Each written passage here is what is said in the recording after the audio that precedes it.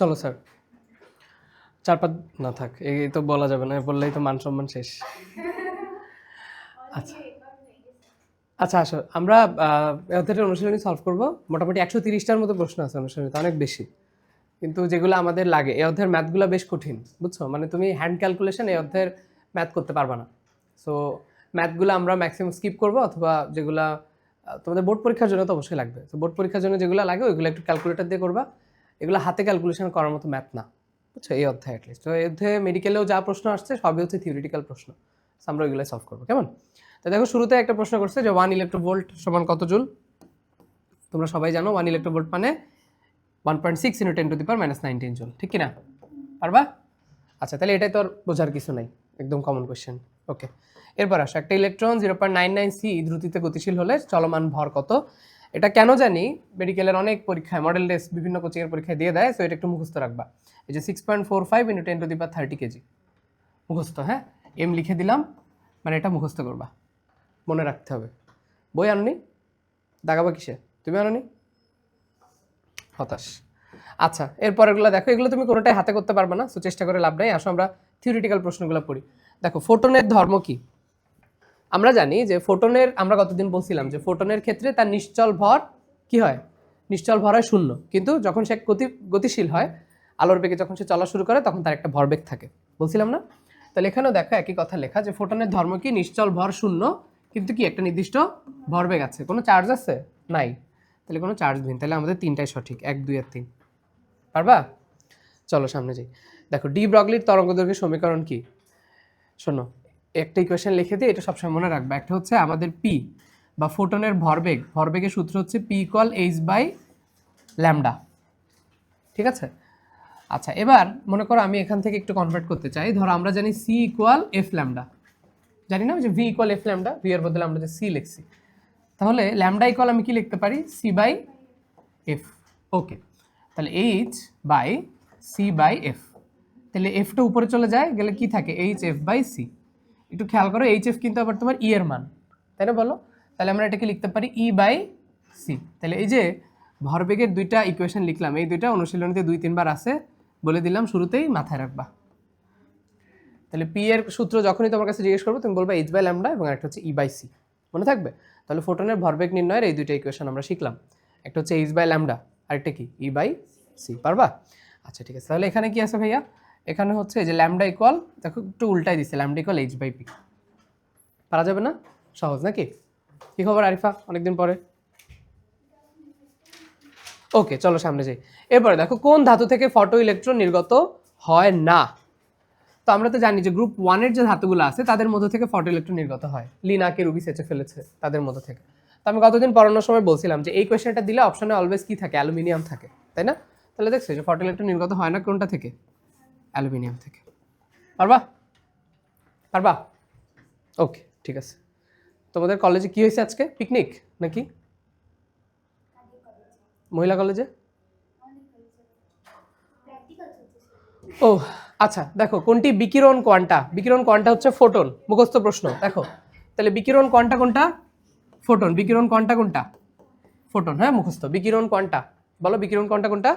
Photon. পারবা? মুখস্থ পড়া ভাইয়া, এখানে বোঝার কিছু নাই। এইচ এর নাম কি? এইচ কে বলা হয় প্ল্যাঙ্কের ধ্রুবক। নয়। তাহলে এইচ কি নামে পরিচিত? প্ল্যাঙ্কের ধ্রুবক। মানটা একটু বলো দেখি স্যার।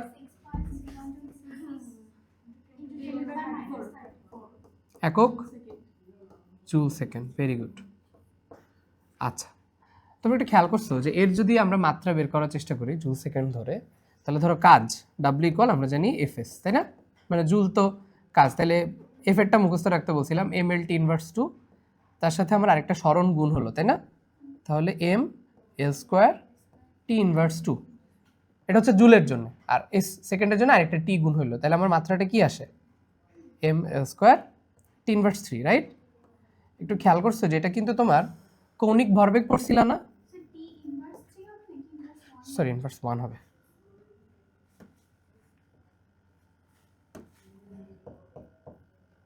দেখো, কৌণিক ভরবেগ পড়ছিলা, তো কৌণিক ভরবেগের বেলায় আমাদের সূত্র কি ছিল? এল ইকুয়ালস আর ক্রস পি, তাই না? তো আমাদের যেটা রৈখিক ভরবেগ, রৈখিক ভরবেগের মাত্রা কি ভাইয়া? রৈখিক ভরবেগ মানে ভর আর বেগ, এম এল টি ইনভার্স 1, এটাই তো। রৈখিক ভরবেগ, ভর আর বেগ, তো এর সাথে আরেকটা ব্যাসার্ধ গুণ হয়েছে, তার মানে এটার সাথে আরেকটা এল গুণ হবে, তাহলে তখন আমাদের মাত্রা কি আসে, ml স্কয়ার টি ইনভার্স 1। খেয়াল করছি দুইটা মাত্রাই হচ্ছে সেম। তো এত গ্যাজাইলাম কেন, যে একটু মাঝে মধ্যে পরীক্ষা আসে যে আসলে প্লাঙ্কেট ধ্রুবক এবং আমাদের কৌণিক ভরবেগ এদের দুইজনের মাত্রা এবং একক হচ্ছে সেম। ওকে, এটা একটু মাথায় রাখো। তাহলে প্লাঙ্কেট ধ্রুবক এবং কৌণিক ভরবেগ দুইজনের মাত্রা সেম। এগুলো নিজেরা নিজের একটু, আমি যখন করব তোমরাও খাতায় করবা, তাহলে দেখবা যে একটু ইজি হয়ে যাবে আর কি ম্যাথটা যেগুলো করবো। এপসাইলন নট, হ্যাঁ আছে তো। এখন ধরো 1/4 পাই এপসাইলন নট, তাই না? এটারই তো আমরা মান কত জানি, 9 × 10⁹, তাই না? এবং সেটার একক কি আসে জানি, newton metre square per coulomb square, তাই তো? মানে আমরা যদি তো এটার একক তুমি বের করতে পারবে না কেন, ইজি তো। ধরো নিউটনের জন্য তুমি mlt ইনভার্স 2 লেখো, তারপর ও ওইটা, এটা বের করে উল্টাই দিলেও তো হয়, বুঝছো? ধরো এপসাইলন নটটা যদি তুমি লিখতে চাও তখন এটা উল্টাই লিখবা, যে ধরো তখন আমাদের এফ এর সূত্র কি ছিল, এফ ইকুয়াল যে সি q1 q2/d স্কয়ার, তাই না? তো সি এর মানে তো ছিল 1/4 পাই এপসাইলন নট। তো এটার একক যেটা ছিল ধরো newton metre square per coulomb square, এটা না ছিল নাকি, আমার খেয়াল আসতেছে না, এটাই তো ছিল। দাঁড়াও, সি ইকুয়াল দিলে আমাদের হ্যাঁ এটাই তো আসে। তাহলে এটাকে তুমি এবার উল্টায় দাও, দেখো coulomb square metre square per newton. এবার তুমি এটা ধরে ধরে বের করতে পারো চাইলে, করি চলো, এটাতে করো, করে উল্টাই দিও পরে। ধরো নিউটনের জন্য আমাদের আসে mlt ইনভার্স 2, ঠিক? তারপর মিটার স্কয়ার, তাহলে আর দুইটা এল স্কয়ার নিলাম। আর কুলম্ব, কুলম্ব হচ্ছে ধরো অ্যাম্পিয়ার সেকেন্ড, তো মানে কিউ ইকুয়াল তো আইটি, তাহলে আমরা বলতে পারি হচ্ছে যে অ্যাম্পিয়ার ইন্টু সেকেন্ড। আমরা এই লিখে দিই, অ্যাম্পিয়ার আর সেকেন্ডের জন্য মনে করো আমরা হচ্ছে কি লিখলাম, টি লিখলাম। এবার তুমি হিসাব করে দাও, হিসাব করলে কি আসে দেখো, ml³ টি আসে হচ্ছে -1, আর এপাশে কে থাকে শুধু অ্যাম্পিয়ার, এরকম আসবে আর কি। তো ওই আর কি, মানে ধরো এখন এটাকে তুমি আবার যদি উল্টায় দাও তখন তুমি এপসাইলন নটের একক পাবা। আরে না, বুঝছি। আচ্ছা, তাহলে এইচ কে হচ্ছে আমাদের প্লাঙ্কের ধ্রুবক বলে। তাহলে প্লাঙ্কের ধ্রুবক থেকে মনে রাখার জিনিস কি ভাইয়া, যে প্লাঙ্কের ধ্রুবক মনে রাখবো আমরা যে এটা আর কৌণিক ভরবেগ হচ্ছে সেম, সেম, হ্যাঁ মাত্রা সেম এতে দুইজনে, ব্যাস এই দুইটা কথা একটু মাথায় রাখো। চলো এরপর একটা ম্যাথ আছে, দেখো যে ফোটনের তরঙ্গ দৈর্ঘ্য যদি এত অ্যাংস্ট্রম হয় তাহলে তার শক্তি কত। এটা চাইলে হাতে করা যায়, বুঝছো কিরকম ভাইয়া?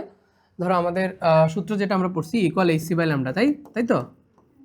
তাহলে এইচ এর মান আমরা জানি 6.63 × 10⁻⁻34, সি এর মান কত 3 × 10⁸, ঠিক? আর ল্যামডা কত দেয়া আছে 6630 অ্যাংস্ট্রম, মানে 10⁻10।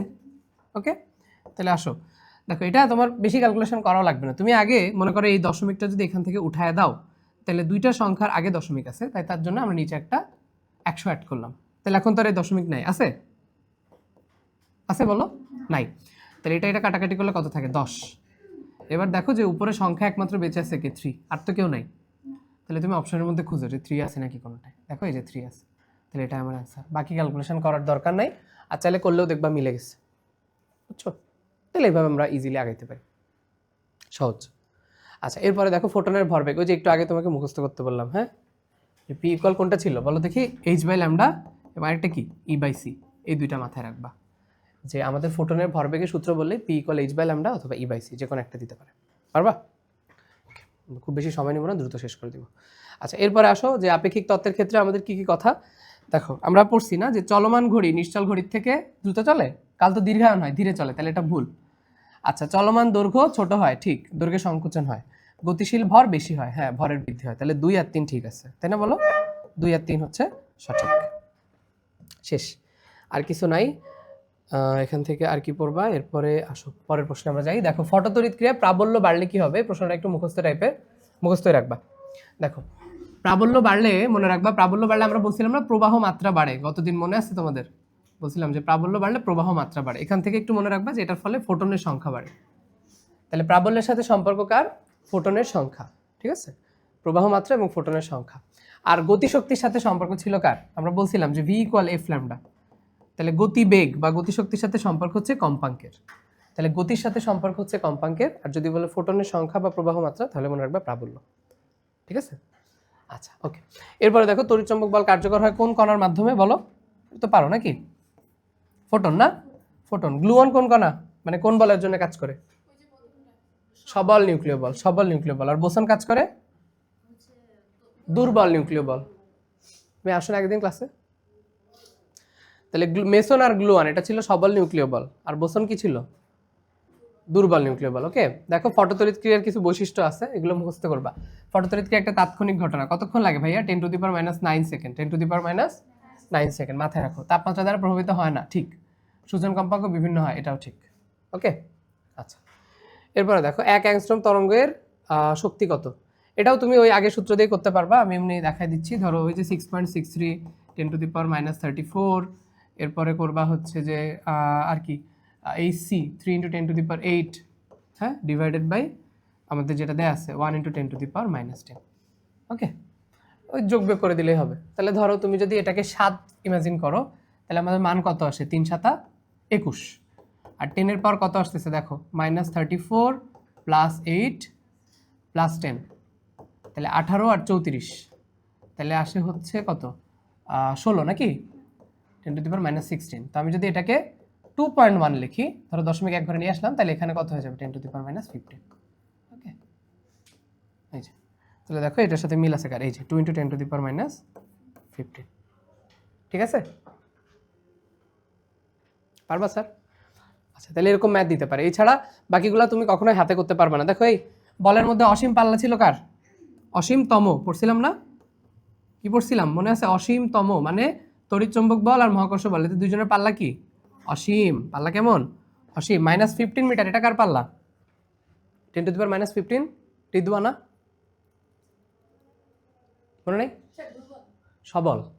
-15 ছিল সবলের, হ্যাঁ, আর -16 ছিল কার? দুর্বলের। বুঝছো? বলছিলাম না যে সবলের থেকে দুর্বলতা একটু কম হবে, তাই একটা হচ্ছে -15, একটা হচ্ছে -16।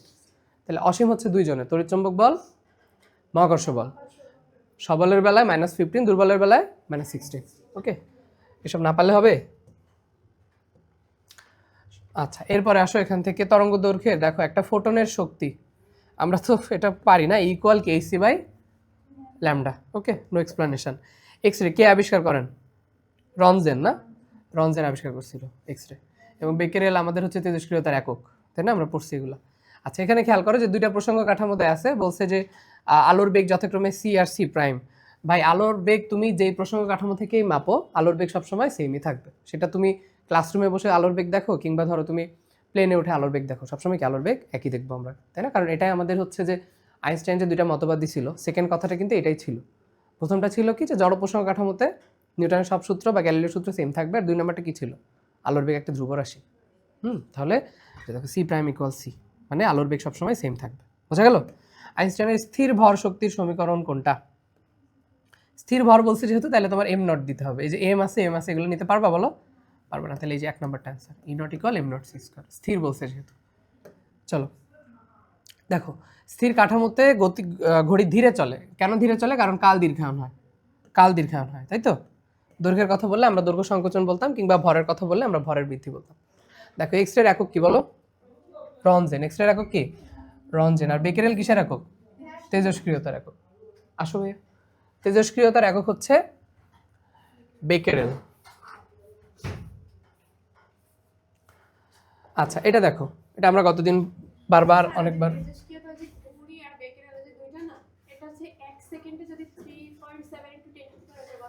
10⁻10 আর হচ্ছে 1 সেকেন্ডে যদি একটা ভাগে, এই সম্পর্ক দুটো একসাথে কি আমি বুঝতেছি। 20 সাথে বেকেরেলের সম্পর্ক 1 বেকেরেল ইকুয়াল মনে হয় 3.7 × 10⁻10 এরকম কিছু একটা ছিল। মানে এই সম্পর্কটা হচ্ছে দুইটা দেখে নিও, এটা তো কি বা ছিল, কি ছিল? 120 ইকুয়াল এরকম ছিল মানে 3.7 × 10⁻10 বেকেরেল। এটা তো বোঝার কি আছে? তো জাস্ট 1 সেকেন্ডে যদি এতগুলো ভাঙে তখন থেকে 1 করে বলে ই আছে না, যে সূত্র আছে n ইকুয়াল n নট। ওটা ওই অধ্যায় পড়ানোর সময় দেখো। এটাকে শেষ করি। দেখো কোনো বস্তু আলোর বেগে যদি গতিশীল হয় তখন তার ভর হবে অসীম, দৈর্ঘ্য কি হবে 0, তাই না? তাহলে দৈর্ঘ্য তার অসীম হবে না, আবার সময় অসীম হবে। তাহলে 1 আর 3 ঠিক আছে। মনে আছে আলোর বেগ রিলেটেড এই দুইটা কথা বলছিলাম, যেহেতু দৈর্ঘ্যে সংকোচন হয় আলোর বেগে চললে, তাই দৈর্ঘ্য হয়ে যাবে 0, আর ভর কেমন হবে? ভর হবে অসীম।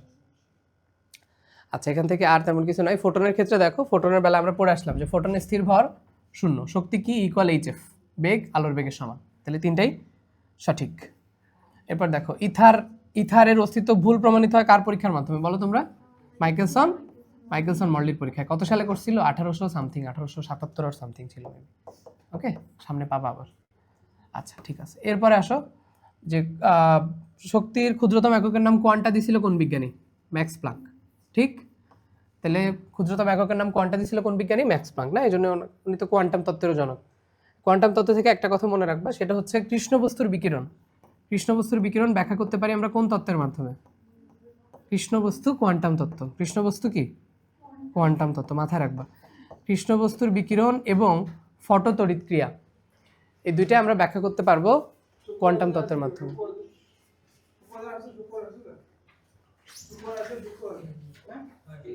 শেষ।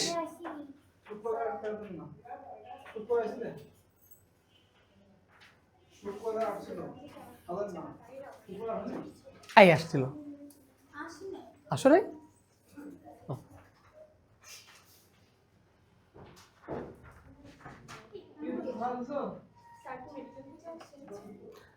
না স্যার। আসো দেখি আমরা, এই এই এই পেজ আমাদের শেষ না? তোমরা বই আনো নাই? পরে যে দুইজন আসলা, বই নাই একজনের কাছেও? তোমরা এরকম এতিম কেন? পুরা ক্লাসে কারোর কাছে বই নেই স্যার আমি জানতাম না এটা, না দিয়ে আসতাম। কেন স্যার? আমি তো গ্রুপে বলছি। আমি আসলাই বলছে ভাইয়া বলছে গ্রুপে। আচ্ছা আসো, এই প্রশ্নটা দেখো, একটু বোঝার প্রশ্ন। হ্যাঁ, বোঝার প্রশ্ন কিরকম খেয়াল করো, যে একটা প্রারম্ভ তরঙ্গদৈর্ঘ্যের মান দেয়া আছে। হ্যাঁ, তো আমরা সূত্র পড়ছিলাম মনে আছে, কার্যাপেক্ষক এই যে ওমেগা নট ইকুয়াল কি ছিল? hf নট, তাই না? এটাকে যদি আমরা ভাঙি তাহলে কি হয়? hc/λ, এরকমই তো আসে। তো এখানে একটা তরঙ্গদৈর্ঘ্যের মান দেয়া আছে, দিয়ে বলছে যে আমি যদি এখান থেকে ইলেকট্রন বের করতে চাই তাহলে কোন উৎস থেকে আলো ফেলতে হবে, একটু বুঝবা কি? দেখো প্রথম কথা 5200 অ্যাংস্ট্রম, এটা হচ্ছে তোমার দৃশ্যমান আলোর মধ্যে, কারণ দৃশ্যমান কত? 380 থেকে 780-র মধ্যে। তাহলে এটা অবশ্যই দৃশ্যমানের মধ্যে পড়ছে। দৃশ্যমানের আগে কি আছে? অতিবেগুনি। অতিবেগুনি, তারপরে হচ্ছে দৃশ্যমান, তারপরে কি? অবলোহিত। জানো না এটা, নাকি জানো না? অবহেলিত, ওই যে অতি দুশ্মন অবলাকে মারে, এরকম একটা নেমনিক ছিল আর কি। যাই হোক, তো এখন আসো মেইন কথা কি ভাইয়া? মেইন কথা হচ্ছে যে এখানে যে ল্যামডার মানটা দেয়া আছে, এই ল্যামডার জন্য আমি যে শক্তিটা পাবো, আমাকে কিন্তু তার থেকে বেশি শক্তি না দিলে সেখান থেকে ইলেকট্রন বের হবে না। বের হবে বলো? আমরা পড়ছিলাম যে কার্যাপেক্ষকের থেকে বেশি শক্তি দিলেই তখন সেখান থেকে ইলেকট্রন বের হবে। আচ্ছা, তাহলে আমাদের সূত্র কি? সূত্র আমরা জানি ইকুয়াল hc/λ। এটা কি হচ্ছে কক্ষপথে ইলেকট্রনের যে কক্ষপথের কি একটা মান আছে, ওই মানের থেকে বেশি দেওয়া লাগবে না সেম দেওয়া লাগবে? কার্যপেক্ষকের থেকে বেশি মান দেওয়া লাগবে। আসো তাহলে E ইকুয়াল hc/λ, এটা আমরা পড়লাম। এখন কথা হচ্ছে আমি যদি এনার্জি বেশি চাই তাহলে আমার কি করতে হবে? ল্যামডার মান কমাইতে হবে, তাই না? এটা হচ্ছে মেইন কনসেপ্ট। ব্যাস এটুকু যদি তুমি বুঝতে পারো যে আমি যেহেতু এনার্জি বেশি চাচ্ছি তাহলে আমি ল্যামডা কমাবো। তাহলে ল্যামডা তুমি কমাবা কি? অতিবেগুনি নিলে নাকি অবলোহিত নিলে? অতিবেগুনি, কারণ অতিবেগুনি তরঙ্গদৈর্ঘ্য হচ্ছে দৃশ্যমানের চেয়ে কম, বুঝছো? এই আর কি। তাহলে এখান থেকে দেখো অতিবেগুনি কোনটা আছে অপশনের মধ্যে, যে 4 নাম্বারটা। তাহলে এই যে অতিবেগুনি দেখে তুমি এটা অ্যান্সার দিয়ে দিতে পারলা। যদি এরকম কঠিন প্রশ্ন দেওয়ার কথা না, বাট তারপরও একটু কনসেপচুয়াল প্রশ্ন। আরেকবার বলে দিই, দেখো প্রথমে আমরা দেখলাম যে যে তরঙ্গদৈর্ঘ্যটা দেয়া আছে এটা হচ্ছে আমাদের দৃশ্যমান আলোর মধ্যে পড়ে 5200। তো আমি যদি এর থেকে বেশি এনার্জি দিতে চাই তাহলে অবশ্যই আমার এর থেকে কম তরঙ্গদৈর্ঘ্য নিতে হবে, কারণ শক্তির সাথে তরঙ্গদৈর্ঘ্যের সম্পর্ক হচ্ছে ব্যস্তানুপাতিক। তো এর থেকে কম তরঙ্গদৈর্ঘ্য কী বা আছে? অতিবেগুনি। বা যদি এর নিচেও কারা থাকতো, ধরো ওই যে মহাজাগতিক, গামা, তারপরে এক্স রে, এগুলো যদি থাকতো তখন আমরা বলতাম যে সেইগুলো, কিন্তু সেগুলো তো নাই, আছে অতিবেগুনি, তাই এটা আছে। ঠিক আছে, বুঝছো? এটা কোন জায়গায় আসছে দেখি, ও কোথাও আসে নাই, তো আসতে পারে। আচ্ছা, এরপরে আসো যে আলোক তড়িৎ ক্রিয়ার যে আমাদের ইকুয়েশনটা ছিল, তোমাদের ঘটনাটা আরেকবার একটু মনে করাই দিই। মনে করো এটা একটা ধাতু, তো ধাতুর উপরে বাইরে থেকে একটা তরঙ্গদৈর্ঘ্য আসলো, তাহলে তরঙ্গদৈর্ঘ্যের শক্তির সূত্র কি ছিল, ইকুয়াল এইচ নিউ। এরপর এটা একটা ধাতু, তাই না, গ্রুপ 1-এর যে ধাতু। তো ওই যে বিয়ের গেট ধরার মতো, এখানে মনে করো ওরা একটা শক্তির মিনিমাম মান নিয়ে বসে আছে, কার্যাপেক্ষক যেটাকে বলে, এবং ও বলে যে কার্যাপেক্ষক না দেওয়া পর্যন্ত আমি তোমার এখান থেকে ইলেকট্রন দিব না। তো শক্তির একটা পোর্শন তোমার এই কার্যাপেক্ষকের জন্য ব্যয় হবে, আর বাকি একটা পোর্শন কোথায় যাবে, বাকি একটা পোর্শন যাবে গতিশক্তিতে। এই যে এরকম এরকম করে ইলেকট্রনটা বাইরে বের হয়ে গেল। তাহলে গতিশক্তি যেহেতু, এটা হচ্ছে 12 mv², বুঝছো? তাহলে এই দেখো যে আমাদের মোট যে শক্তিটা ছিল অর্থাৎ এইচ নিউ, দুইটা জিনিসে কনভার্ট হলো, একটা হচ্ছে কার্যাপেক্ষক এবং আরেকটা কি, গতিশক্তি। দেখা যাচ্ছে না কালি? সরি, চলো লালেই ভরসা।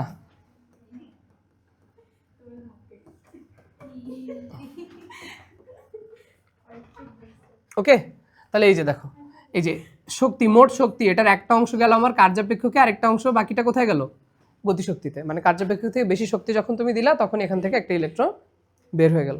বুঝতে পারছো? এটাই হচ্ছে আমাদের আইনস্টাইনের সমীকরণ, মাস্ট, খুব ইম্পর্টেন্ট।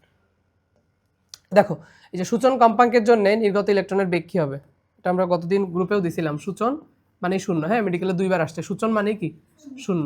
সূচন কম্পাঙ্কের জন্য ইলেকট্রনের কোনো বেগ থাকবে না, শূন্য বেগ। সূচনের থেকে বেশি বেগ দিলে দেন সেখান থেকে বের হয়ে যাবে। কি মেজাবেন, কোন জায়গা থেকে আসলা? পরীক্ষা ছিল, প্র্যাকটিক্যাল ছিল? কিসের প্র্যাকটিক্যাল করল আজকে?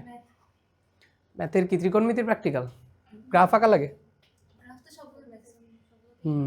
ভুলে গেছি এসব, একসময় খুব পেইন খাইছে এগুলো নিয়ে। আসো আমরা পড়ি। দেখো, একটা ধাতুর কার্যাপেক্ষক দেয়া আছে ভাইয়া, এইচ মিউ নট। বলছে যে কত কম্পাঙ্কের আলো আপতিত হলে তড়িৎ ক্রিয়া ঘটবে। তো আমরা বারবার চিল্লাই একই কথা বলতেছি যে অবশ্যই তোমাকে কার্যাপেক্ষকের থেকে বেশি শক্তি দেওয়া লাগবে, তাই না? না দিলে ইলেকট্রন বের হবে, ওই যে বিয়ের গেট ধরার মতো, মনে রাখবা। তাহলে অবশ্যই তোমাকে বেশি টাকা দিতে হবে, তাই না? তাহলে ই বড় হবে মনে করো এটার থেকে, ই নটের থেকে। তার মানে এইচ নিউ বড় হবে এইচ নিউ নটের থেকে, ধরো। তাহলে এইচ এইচ যদি আমি কাটাকাটি করি, কি থাকে, নিউ বড় হবে থেকে, তাই না, বলো? তাহলে দেখো এরকম অপশন এই একটাই আছে, এই যে বড়। তাহলে এটা আমাদের অ্যান্সার। বুঝছো? পারবা পিছনে? শিওর? তাহলে আমাদের মাথায় রাখতে হবে কি, যে কার্যাপেক্ষকের থেকে আমরা বেশি শক্তি দিব। কার্যাপেক্ষক থেকে বেশি শক্তি দিলে সেখান থেকে ইলেকট্রন বের হবে, নাহলে বেরোবে, বেরোবে না। আচ্ছা, এরপর আসো আসো। ওরে বাপরে, তোমাদের কি প্র্যাকটিক্যাল শেষ হয়ে গেছে? এই সূত্রটা খেয়াল করো, এটা তোমার এই অধ্যায়ের বাকি পোর্শনটাতে পুরোটা জুড়েই লাগবে। কেমন?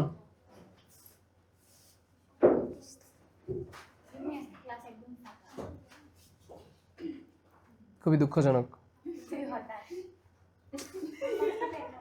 হতাশ ভাইয়া। আসো তাহলে দেখি আমরা ইলেকট্রনের বেগ, খেয়াল করো, বেগ এবং প্রযুক্ত বিভব পার্থক্য।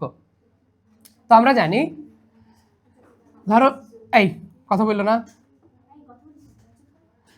দেখো ই আর ভি, ইলেকট্রনের চার্জ এবং বিভব পার্থক্য, এই দুটার গুণফল হচ্ছে আমাদের ধরো ইলেকট্রনের যে শক্তিটা, এবং সেটা কিসে পরিণত হচ্ছে, গতিশক্তিতে, 12 mv²। তাহলে এখান থেকে আমরা যদি গতিশক্তি বা ভি এর মানটাকে আলাদা করতে চাই, তাহলে ভি ইকুয়াল আমরা কি লিখতে পারি, খেয়াল করো, 2ev ডিভাইডেড বাই m, তাই না? এবং তার মাথার উপর একটা রুট হবে। তাহলে এই সূত্রটা তোমার এর পরে অনেকগুলা পোর্শন, অনেকগুলো প্রশ্নে লাগবে।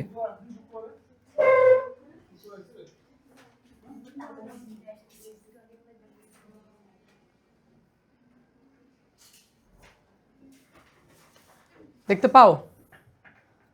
দেখছো? তাহলে এই সূত্রটা মাথার মধ্যে রাখো, এটা কিন্তু একটু পরে আবার লাগবে। তাহলে আরেকবার বলে দিই যে ইভি সমান 12 mv²। তাহলে এখান থেকে আমরা শুধু ভি এর মানটাকে আলাদা করে নিলাম। চলো এরপর আমরা কম্পটন ক্রিয়া দেখি। কম্পটন ক্রিয়া কি ছিল মনে পড়ে? যে ঘটনাটা ছিল এরকম, যে একটা মনে করো এরকম ধাতু আছে বা কিছু একটা, সেটার উপরে একটা আপতিত তরঙ্গদৈর্ঘ্য আসলো, এবং আসার পর বলছিলাম কি, যে তার কিছু পরিমাণ এনার্জি লস হয়ে যায়, তাই না? কিছু পরিমাণ শক্তি তার মনে করো হারায় গেল।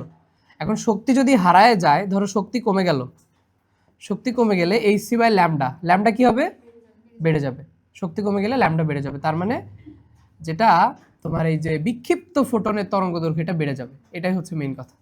তাহলে মনে রাখবা, বিক্ষিপ্ত ফোটনের আপতিত ফোটনের তুলনায় তরঙ্গদৈর্ঘ্য কি হবে, বেড়ে যাবে। শক্তি কমে যাবে, তরঙ্গদৈর্ঘ্য বেড়ে যাবে। বুঝছো স্যার? ওকে, শেষ। এখান থেকে আর কিছু পড়বো না আমরা।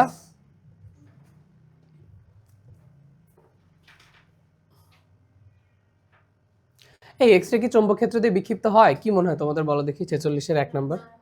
হয় না, কারণ ওর তো কোনো চার্জ নাই। এক্স রে, গামা, এগুলোর কোনো চার্জ আছে? চার্জ নেই, তাহলে তারা বিক্ষিপ্ত হবে বলো? হবে না। আলফা, বিটা এগুলো বিক্ষিপ্ত হতে পারে কারণ তাদের চার্জ আছে। উপস। দেখো আবারও সেই ফোটনের শক্তি সমীকরণ, ই ইকুয়াল কোনটা হবে বলো, তোমরাই বলো। HC by lambda, HC by lambda. তোমরা তো বইটা কি মনে হয় কিছু আনতে পারো নাই? আনছো হয়তো, পুরো ক্লাসে একটা বই, মাশাআল্লাহ।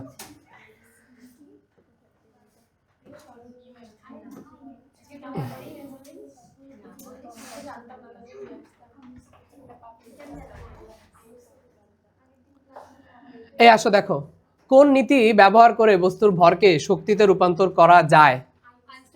আইনস্টাইনের আপেক্ষিক তত্ত্ব। আচ্ছা, এই কাজ শক্তি উপপাদ্য কি আমাকে বলতে পারবা? কাজ শক্তি উপপাদ্য জ্যোতি বলতে পারবা? মনে আছে? এটা হচ্ছে স্যার যে তাপগতিবিদ্যা ওই যে ওইখানে করছিলাম না, কাজ ক্ষমতা শক্তির অধ্যায়ে পড়ছি। মনে আছে? কার পরিবর্তন কৃত কাজের সমান, এরকম একটা কথা লেখা আছে। স্টেটমেন্টটা কি? হ্যাঁ হ্যাঁ, গতিশক্তির পরিবর্তন। কে বললা? তুমি বলছো? গতিশক্তির পরিবর্তন ছিল আমাদের কৃতকাজের সমান, তাই না? এটা হচ্ছে আমাদের কাজ শক্তি উপপাদ্য। সমস্যা নেই, কোনো অসুবিধা নেই। আচ্ছা, এবার আসো, মৌলিক বলের অন্তর্ভুক্ত নয় কোনটা বলো তোমরা? মৌলিক বল তো আমরা 4টা পড়ছি। শতদুম, ঘাত বল। ঘাত বলের একক কি? বলই তো বাবা, নিউটন। ঘাত বলের একক কি? নিউটন। এটা বল না? বলের ঘাত বললে তখন তুমি একটু চিন্তা ভাবনা করে অ্যান্সার দিতা। বলো, বলের ঘাতের একক কি? বলের ঘাতের সূত্র কি ছিল? এফ ইন্টু টি না? তাহলে এখান থেকে একটা একক আসে নিউটন সেকেন্ড। আরেকটা একক আছে এফ ইন্টু টি ইকুয়াল কি? MV minus mu. তার মানে ভরবেগের পরিবর্তন কিসের সমান? বলের ঘাতের সমান। তাহলে ভরবেগের যে একক সেটা আবার বলের ঘাতেরও কিন্তু একক হতে পারে। ভরবেগের একক কি ছিল? KG metre per second. যে ভর আর বেগ, বুঝছো? তাহলে এই দুইটা একক কিন্তু আমাদের বলের ঘাতের একক হতে পারে। নিউটন সেকেন্ডও হতে পারে, আবার না, কেজি মিটার পার সেকেন্ড। আচ্ছা চলো এরপরে আমরা যাই। তাহলে ঘাত বললে অনেক কিছু জানলাম। ক্যাথোড রশ্মি কি বলো স্যার? ইলেকট্রন। ক্যাথোড রশ্মি হচ্ছে ইলেকট্রন, তাই না? ক্যাথোড রশ্মি কি? একটা ইলেকট্রন। আচ্ছা, এই বোসনের মাধ্যমে কোন বল কাজ করে? বোসন কণার মাধ্যমে কোন বল কাজ করে? সবল না দুর্বল নিউক্লিয় বল?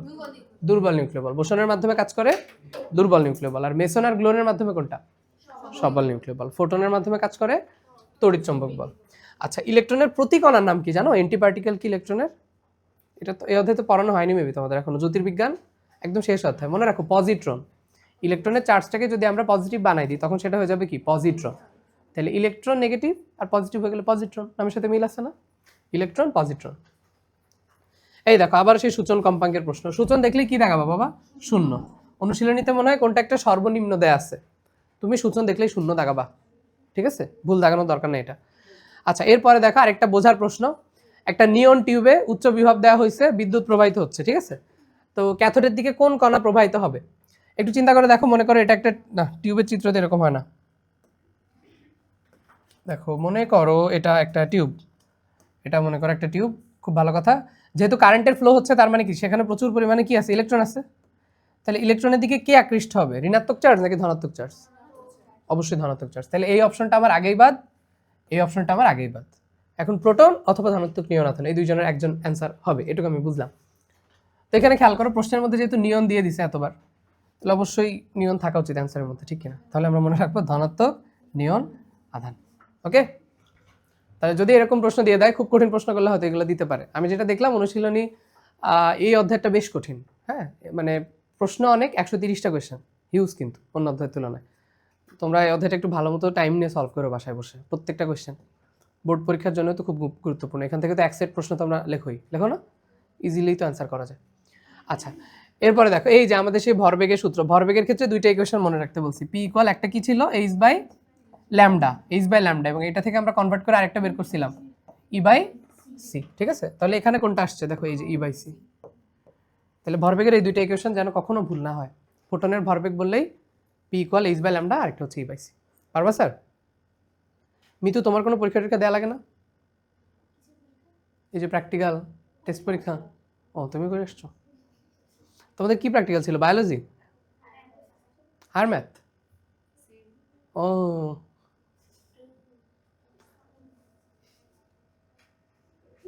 ঠিক আছে, আসো এখান থেকে মেডিকেল আসার মতো প্রশ্ন হচ্ছে যে 65 নাম্বারটা দেখো, ঢাবিতে একবার আসছিল, কত সহজ একটা প্রশ্ন, যে একটা গতিশীল ইলেকট্রনের ভর দেয়া আছে, বলছি নিচের কোনটা সঠিক। আমরা কি জানি যে গতিশীল হলে তার ভর বৃদ্ধি পায় নাকি ভর কমে যায়? বৃদ্ধি পায়। তাহলে কোনটা হবে দেখো তোমরা, এই যে সাধারণ ভরের থেকে গতিশীলের ভরটা হবে বেশি। এই যে আচ্ছা, একটা বস্তু আলোর বেগে ধাবিত হলে তার ভর কি হবে বলো? অসীম, তাই না? ভর হবে অসীম আর দৈর্ঘ্য হবে কি? শূন্য। ভর হবে অসীম, দৈর্ঘ্য হবে শূন্য, মানে দেখা যাবে না আর কি। এই যে অসীম। ইলেকট্রনের সাথে ফোটনের তরঙ্গদৈর্ঘ্যের পরিবর্তন, এই যে একটু আগে আমরা বলতেছিলাম যে একটা এরকম আপতিত হলো, হওয়ার পর বিক্ষিপ্ত হয়ে গেল, তখন তরঙ্গদৈর্ঘ্য বেড়ে গেল, এই যে তরঙ্গদৈর্ঘ্যের পরিবর্তন, এটাই তো আমাদের কি কম্পটন প্রভাব, তাই না? তাহলে এটা হচ্ছে আমাদের অ্যান্সার। কোয়ান্টাম তত্ত্বের জনক কে বলো দেখি? Max Planck. কোয়ান্টাম তত্ত্বের জনক কে? Max Planck. এবং এই কোয়ান্টাম তত্ত্ব দিয়ে আমরা একটা জিনিস ব্যাখ্যা করতে পারি, কৃষ্ণ বস্তুর বিকিরণ, আরেকটা হচ্ছে ফটোতড়িৎ ক্রিয়া। এই তিনটা তোমার পরীক্ষায় সব সময় আসবে, হ্যাঁ। একটা হচ্ছে কৃষ্ণ বস্তুর বিকিরণ, একটা হচ্ছে ফটোতড়িৎ ক্রিয়া, এই দুইটা মনে রাখবা, কোয়ান্টাম তত্ত্ব দিয়ে ব্যাখ্যা করা যায়। আরেকটা আসবে সমবর্তন ব্যাখ্যা করা যায় কোন সূত্র দিয়ে বা কোন তত্ত্ব দিয়ে, মনে রাখবা তড়িৎচুম্বক তত্ত্ব। তাহলে দুইটা প্রশ্ন সবসময় আসবে এবং তোমার ভুল হইতে পারে। কি লিখলাম এটা? কতে হচ্ছে কৃষ্ণ বস্তুর বিকিরণ, হ্যাঁ, আর এটা হচ্ছে ফটোতড়িৎ ক্রিয়া। দুইটা আমরা ব্যাখ্যা করতে পারবো কোয়ান্টাম তত্ত্বের মাধ্যমে। আর যদি বলে সমবর্তন, তাহলে কি বলবা? তড়িৎচুম্বক তত্ত্ব। মাথায় থাকবে? আচ্ছা, না থাকলে সাফার করবা। দেখো, একটা ফোটনের শক্তি এবং তরঙ্গদৈর্ঘ্যের একক কি? ভাই তরঙ্গদৈর্ঘ্য মানে কি? মিটার। মিটার খুঁজো দেখি, এই তো মিটার। আর শক্তি মানে মেগা ইলেকট্রোভোল্ট। শক্তি মানে তো ইলেকট্রোভোল্ট আর কি। তো মেগা ইলেকট্রোভোল্ট বললে 1.6 ইন্টু কত হবে? 10⁻⁻, কত হবে? -13। বুঝছো? ইলেকট্রোভোল্ট সমান কি ছিল? 1.6 ইন্টু 10⁻19, বুঝছো? তো মেগা বললে একটা 10⁶ অ্যাড হবে আর কি, তো 6 অ্যাড হয়ে এটা -13 হয়ে গেছে। বুঝছো পেছনে? ওকে, দেখো এক্স রশ্মি একটা চৌম্বক ক্ষেত্রে চালিত করলে কোন দিকে হেলে পড়বে? হেলে পড়ার কথা বলো, ওর তো কোনো চার্জই নাই, তাহলে সে হেলে পড়বে? পড়বে না। এখন তুমি অপশন দাগাইতে গিয়ে দেখলা কোনো দিকেই নয়, আবার কোনোটি ঠিক নয়, কি দাগাবা? খবরদার, এটা দাগাইতে হবে কিন্তু, হ্যাঁ, কোনোটি ঠিক নয় দাগাই দিও না, ঠিক আছে? এগুলো কিন্তু পরীক্ষার হলে আমাদের খুব পাজল করে এই জিনিসগুলা। আচ্ছা, কৃষ্ণ, এই দেখো প্রশ্ন চলে আসছে, কৃষ্ণবস্তুর বিকিরণ ব্যাখ্যায় কোন মতবাদ সফল হয়েছিল? কোয়ান্টাম। কৃষ্ণবস্তু বললেই কোয়ান্টাম মতবাদ। আচ্ছা, তারপরে আসো, আলোক তড়িৎ ক্রিয়া সূত্র ব্যবহার করে কোনটি নির্ণয় করা যায়? প্লাঙ্কের ধ্রুবক। বাকিগুলো আমাদের তো এই অধ্যায়ে একটা পড়িই নেই, প্লাঙ্কের ধ্রুবক নিয়ে একটু পড়ছি, তাহলে ওইটাই হওয়া উচিত নাকি? আচ্ছা, কোয়ান্টাম তত্ত্বের জনককে একটু আগে জিজ্ঞেস করলাম, কে? প্লান্ট নাকি প্লাঙ্ক? প্লাঙ্ক নাকি প্লান্ট? প্লাঙ্ক, ওকে। হাইগেন, তোমরা সবাই হাইগেন। তো কোয়ান্টাম তত্ত্ব, এই হাইগেন কিসের জনক ছিল বলো? দুইটা তত্ত্ব দিছিল, একটা হচ্ছে উপরিপাতন নীতি এবং আলোর তরঙ্গ তত্ত্ব, দুইটারই জনক হচ্ছে আমাদের হাইগেনস সাহেব, তাই না? ব্যতিচার আবিষ্কার করছিল কে? ওটা মনে হয় হাইগেনস আবিষ্কার করছিল, ঠিক আছে। আচ্ছা, এরপরে আসো, কোন রশ্মি দিয়ে রঞ্জন রশ্মি তৈরি করা হয়? ক্যাথোড রশ্মি। তাহলে রঞ্জন রশ্মি তৈরি করা হয় কোন রশ্মি দিয়ে? ক্যাথোড রশ্মি। আর ক্যাথোড রশ্মি কি? একটা ইলেকট্রন, ঠিক আছে, মনে রাখবে ক্যাথোড রশ্মি হচ্ছে ইলেকট্রনের ফ্লো। তাহলে এক্স রে তৈরি করা হয়েছিল কোন রশ্মির মাধ্যমে? ক্যাথোড রশ্মি। কেমন? এটা তো একদম মুখস্থ জিনিস বলো, কিন্তু তারপরে তোমাদের এগুলো কেন সলভ করে দেয়? যাতে তোমার কাছে জিনিসটা গুরুত্ব ফিল হয় যে আসলে এগুলো পড়া লাগে, বুঝছো? না পড়ে যেন আমরা না চলে যাই। মহাবিশ্বে ইথারের অস্তিত্ব নাই, ওই যে মাইকেলসন মর্লির পরীক্ষা 1887 সালে, 1887, ঠিক আছে, মাথায় রেখো। 2013 তোর হওয়ার কথা না, তাই না? 2013 হইলে তো আর কি বলবো। আচ্ছা, ঠিক আছে, তারপরে আসো আমরা সামনে যাই। দেখছো সব কিন্তু ম্যাথ এই অধ্যায়ে, তুমি ক্যালকুলেটর ছাড়া এই ম্যাথ কিছু করতে পারবে না। দেখো, একটা ইলেকট্রন আর ফোটনের তরঙ্গ দৈর্ঘ্য সমান, তো টেকনিক্যালি তাদের আসলে ভরবেগ সমান হওয়ার কথা, কিন্তু এখানে অ্যান্সার হচ্ছে কৌণিক ভরবেগ। সিক্স স্যারের বইয়ে যেহেতু কৌণিক ভরবেগ দিছে, তুমি এটাই দিও। তাহলে একটা ইলেকট্রন আর একটা ফোটন, হ্যাঁ, এগুলো একটু মুখস্থ টাইপের প্রশ্ন, দুইজনেরই তরঙ্গ দৈর্ঘ্য সমান, তাহলে তাদের কৌণিক ভরবেগ সমান হবে, মনে থাকবে? তাহলে দুইবার পড়ো, ইলেকট্রন আর ফোটনের তরঙ্গ দৈর্ঘ্য সমান হলে তাদের কোনটা সমান? কৌণিক ভরবেগ সমান। তরঙ্গ দৈর্ঘ্য সমান হলে কি সমান? কৌণিক ভরবেগ সমান। একটা ইলেকট্রন আর একটা ফোটনের কি সমান? কৌণিক ভরবেগ সমান। কখন? যদি তাদের তরঙ্গ দৈর্ঘ্য সমান হয়। আচ্ছা, এগুলো খুব খারাপ লাগে মুখস্থ করাইতে, কিন্তু কিছু করার নেই, ইসাক স্যারের বইয়ে যা আছে সেটাই নিয়ম। আলোক তড়িৎ ক্রিয়া কোন সূত্রের উপর নির্ভরশীল? শক্তির নিত্যতা সূত্র, ঠিক আছে, শক্তির নিত্যতা সূত্রের উপর নির্ভরশীল। শক্তির নিত্যতা আমাদের তাপগতিবিদ্যার কোন সূত্র ফলো করে বলো তো? তাপগতিবিদ্যা পড়নি? প্রথম তাপগতিবিদ্যার, হ্যাঁ, তাপগতিবিদ্যার প্রথম সূত্র হচ্ছে আমাদের শক্তির নিত্যতা সূত্র। আর একটা আমরা চুম্বকের অধ্যায় পড়ছিলাম, কার সূত্র ছিল? ফ্যারাডে নাকি লেঞ্জ? শক্তি নিত্যতা লেঞ্জের সূত্র ছিল, তাই না? লেঞ্জের সূত্র ছিল শক্তির নিত্যতা। তাহলে এগুলো একটু লিখে রাখবো, তোমরা যে বই টই আনো না, এগুলো তো বইয়ের পাশে লিখে নিতে হয়, নাহলে এই ক্লাস নেওয়ার পয়েন্ট কি? হতাশ। তাহলে শক্তির নিত্যতা আমরা দুই জায়গায় পাচ্ছি, তাপগতিবিদ্যার প্রথম সূত্র, একটা কোথায়? লেঞ্জের সূত্র। ওকে, বই গুছাই ফেলবা, বই যত বেশি গুছাইতে পারবা তত ইনশাআল্লাহ তোমার জীবন গুছাই যাবে। চলো, একটি ইলেকট্রনের গতিশক্তি 3 গুণ করলে তরঙ্গদৈর্ঘ্য কত গুণ হবে? তো এটা একটু বড় করে তুমি বের করতে পারো। যেমন দেখো, তোমাকে একটু দেখাই, ইকে ইকুয়াল ধরো আমরা জানি p²/2m, রাইট? এটা তো ভরবেগের সাথে গতিশক্তির কি সমীকরণ আমরা পড়ছি আগেও। তাহলে আমরা p ইকুয়াল কি পড়লাম একটু আগে? p ইকুয়াল h/λ, h/λ অথবা e/c। তাহলে p এর বদলে আমি h/λ লিখলাম স্কয়ার, নিচে কি 2m, ঠিক?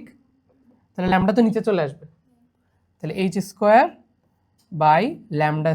নিচে কি 2m।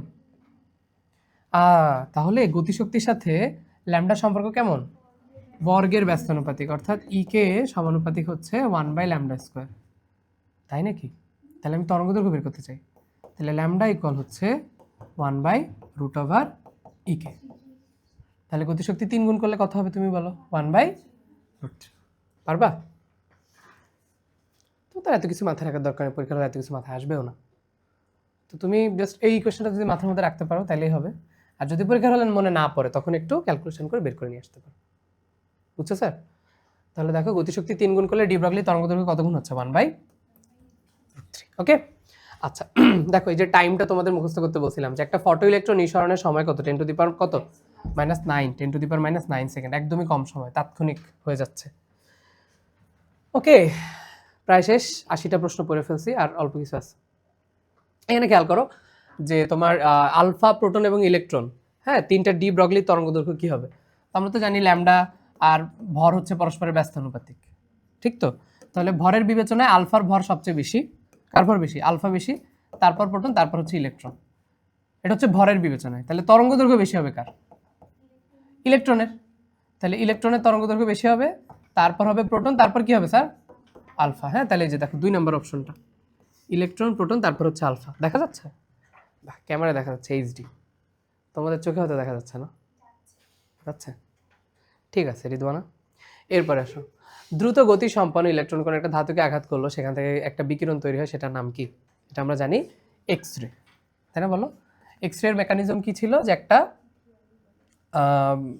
এরকম আসলো, একটা ইলেকট্রন আসলো, ইলেকট্রন এসে আঘাত করলো এবং সেখান থেকে একটা বিকিরণ বের হয়ে গেল, তাই না? ইলেকট্রন এসে আঘাত করলো এবং এক্স রে এখান থেকে বের হয়ে গেল ধরো। আর এর বিপরীত ঘটনাটা ঘটে হচ্ছে আমাদের ফটোতড়িৎ ক্রিয়ায়। ফটোতড়িৎ ক্রিয়া দেখা যায় যে একটা আলোর তরঙ্গ দৈর্ঘ্য এসে পড়ে এবং তার ফলে ইলেকট্রন বের হয়ে যায়, তাই না? তাহলে মনে রাখবা, এক্স রে এবং ফটোতড়িৎ ক্রিয়া হচ্ছে পরস্পরের বিপরীত। আচ্ছা, ব্যস্তানুপাতিক, ঠিক আছে, বিপরীত আর কি। হ্যাঁ, মানে এখানে তো আর ব্যস্তানুপাতিকভাবে ইউজ করা উচিত না আসলে। আচ্ছা ঠিক আছে, গেল। এন্ড আর কিছু তোমার পড়া লাগতেছে না। তারপরে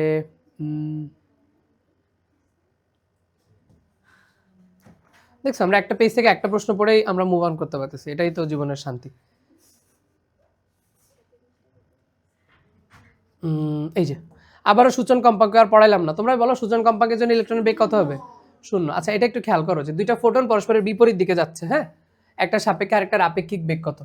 ভাইয়া আমরা জানি বিপরীতে যদি যায়, ধরো একটা গাড়ি এদিকে 10 কিলোমিটার/আওয়ার বেগে যাচ্ছে, আরেকটা এদিকে 10 কিলোমিটার/আওয়ার বেগে যাচ্ছে, 10 কিলোমিটার/আওয়ার, 10 কিলোমিটার/আওয়ার। তাহলে এদের দুইজনের মধ্যবর্তী আপেক্ষিক বেগ কত হয়? একজনের সাপেক্ষে আরেকজনের 20 হয়। বিপরীতে গেলে আমরা যোগ করি, ঠিক আছে? আর একই দিকে গেলে বিয়োগ করি। একই দিকে গেলে মনে রাখবা যে এরকম কাটতে কাটতে যায় আর কি, বুঝছো? এরকম কাটতে কাটতে কাটতে কাটতে যায়। সো আলটিমেটলি একই দিকে গেলে বিয়োগ, বিপরীতে গেলে যোগ। তাহলে একটা সি বেগে সামনের দিকে যাচ্ছে আর একটা সি বেগে বিপরীত দিকে, তাহলে আমার অ্যান্সার কত হওয়ার কথা ছিল? 2c। তা কি হবে? হবে না, কারণ প্রকৃতিতে আসলে সি এর থেকে বেশি বেগ অ্যাচিভ করা পসিবল না। সো আমরা 2c হইলেও এটার অ্যান্সার কত হবে স্যার? সি হবে, বুঝছো? এটা কিন্তু খুবই ইন্টারেস্টিং একটা প্রবলেম না, বলো? আসতে পারে, এই বুয়েটে আসছে। এখন তো তোমরা তো কি জানো, মেডিকেলের পরীক্ষার সব দায়িত্বে বুয়েট থাকে, খাতা দেখা থেকে শুরু করে সব কিছু জানো তোমরা? জানতা আসলে? এগুলো তোমরা কেমনে জানো? আমি তো জানতাম না। আচ্ছা শেষ, এরপরে আসো স্যার, দেখি আর কি আছে আমাদের। এটা মুখস্থ করবা, বুঝছো? দেখো, কত গতিতে চললে গতিশক্তি তার স্থির ভর শক্তি সমান হবে? ডিরেক্ট মুখস্থ এটা, √3/2c। টনটনে মুখস্থ, TTM, ঠিক আছে? টনটনে মুখস্থ করবে এটা। √3/2c হলে দেখো গতিশক্তি হচ্ছে স্থির ভর শক্তির সমান। ঘুমাই গেলা? তুমি তো শুরুতেই ঘুমাচ্ছ, চোখ দেখি লাল, ক্লাসে আসছো তখন দেখি ঘুমাওনি রাতে? পরীক্ষা ছিল? এই কোন রঙের কাছে আলোর বেগ সবচেয়ে কম? মনে পড়ে? বেনি আসো কলা পড়ছিলা যে, তো বলছিলাম না লাল দিয়ে বাড়ি মারলে, বেত দিয়ে বাড়ি মারলে কেমন হয়ে যায়? লাল দিয়ে বাড়ি মারলে বেত হয়ে যায়। তার মানে লালের বেগ বেশি এবং লালের তরঙ্গ দৈর্ঘ্য বেশি। লালের বেগ আর তরঙ্গ দৈর্ঘ্য বেশি, তাহলে বেগুনির উল্টা। লালের বেগও কম, তরঙ্গ দৈর্ঘ্য কেমন? কম, তাই তো? তাহলে দেখো বেগুনির ক্ষেত্রে বেগও কম হবে, তরঙ্গ দৈর্ঘ্য কেমন হবে? কম হবে। লালের বেলায় দুইটাই বেশি, বেগও বেশি, তরঙ্গ দৈর্ঘ্য বেশি। স্বাভাবিক ভাই, বেগ বেশি হলে তো তরঙ্গ দৈর্ঘ্য বেশি হবে, ভি ইকুয়াল এফ ল্যামডা। কিন্তু লালের একটা জিনিস কম, বিচ্যুতি কম। হ্যাঁ, কম্পাঙ্ক হতে পারে। বিচ্যুতি কেমন? বিচ্যুতি কম, মনে রাখবা। মনে আছে না তোমাদের? তোমাদের তো জ্যামিতিক আলোক বিজ্ঞান পড়ায়নি না? মানে বিচ্যুতি মানে কি, ধরো আমরা যে কোনো সংকেতের দেওয়ার কাছে দেখবা লাল ব্যবহার করে আর কি, প্লেনে সিগন্যাল দেয় লাল আলো দিয়ে, ট্রেনে, হ্যাঁ লাইট হাউস, হ্যাঁ।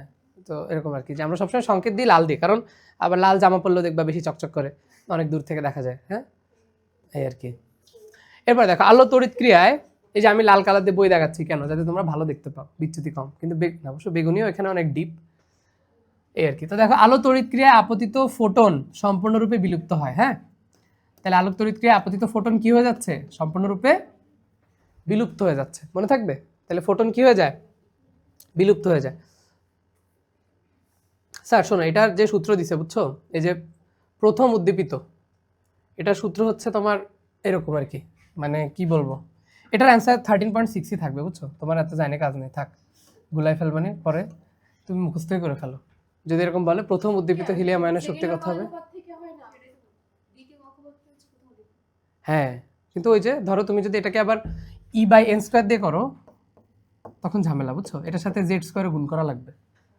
তো ওই n² আর z² কাটাকাটি হলে তখন 13.6 থাকে, ওই জন্য আর কি, বুঝছো। এই ফর্মুলা দিয়ে করে দেখলাম মিলাইছে ওরা। সো তুমি যদি বুঝে করতে পারো ওয়েলকাম, মেডিকেলের জন্য যতটুকু লাগবে আমি বলে দিলাম। এরপর আসো, এখান থেকে আর কি পড়বো আমরা? তারপরে আর কি পড়বো?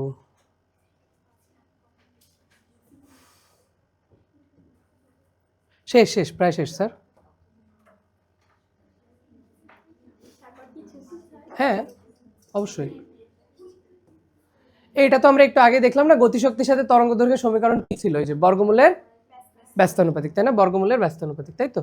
এটা কিন্তু আসবে পরীক্ষায়। তোমাদের সামনে রিভিউ নিব একটা, এই যে সমন্বয়, চৌম্বকের 2টা অধ্যায়, তরঙ্গ এবং এই আধুনিক পদার্থবিজ্ঞানের সূচনা। এই শুক্রবার দিবা নাকি পরের শুক্রবার দিবা? কেন এই শুক্রবার দাও? আজকে সোমবার। আচ্ছা ঠিক আছে।